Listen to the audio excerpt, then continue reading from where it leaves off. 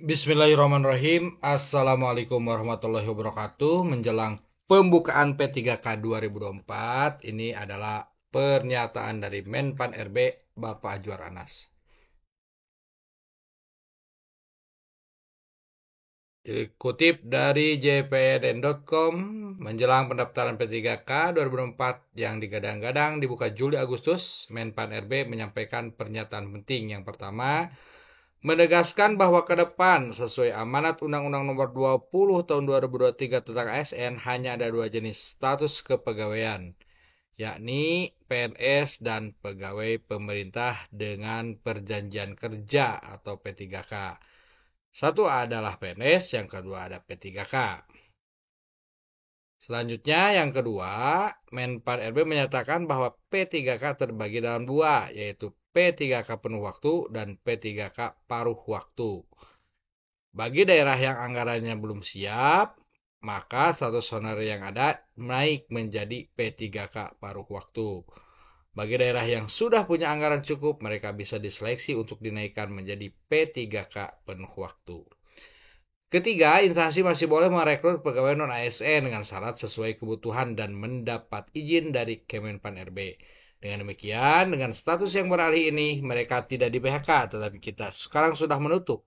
Tidak boleh ada penerimaan dengan atas nama apapun kecuali nanti atas seizin dari berbagai kebutuhan yang lain.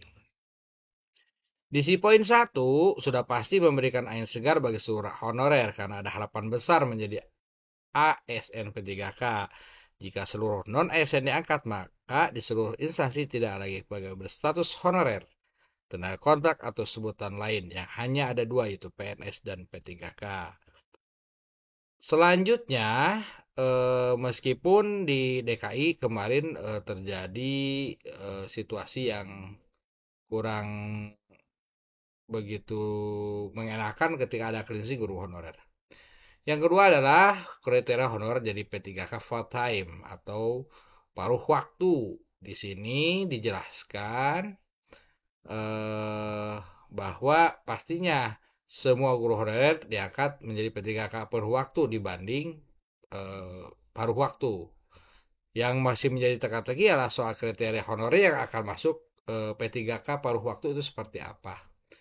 Nah, tergantung kebijakan kemampuan fiskal daerah ya. Nah, apakah misalnya guru honorer hanya akan berstatus P3K PTM gara-gara Pemda tidak punya anggaran untuk membayar hak P3K penuh waktu, hingga saat ini belum jelas seperti apa kriterianya. Untuk mengakomodasi pengangkatan tenaga ASN P3K ini, eh, Menpan RB telah melaksanakan rapat bersama BKN tanggal 17 Mei 2024. Poin ketiga di sini, Menpan RB memberi peluang instansi untuk merekrut pegawai non-ASN.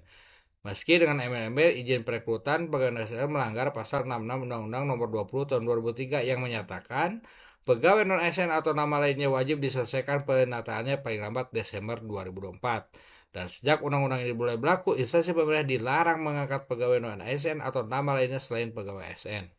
Jika pemerintah mau konsisten dengan undang-undang ASN, mestinya kebutuhan pegawai itu mendesak bisa diisi dengan formasi ASN, CPNS, atau P3K.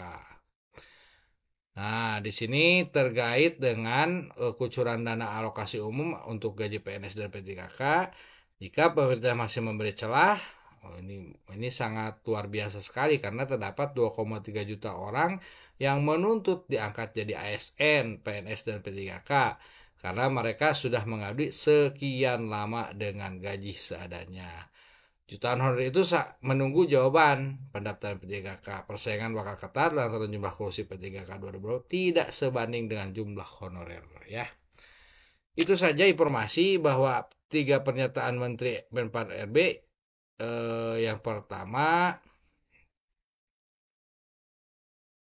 bagi seluruh ASN akan diangkat menjadi P3K.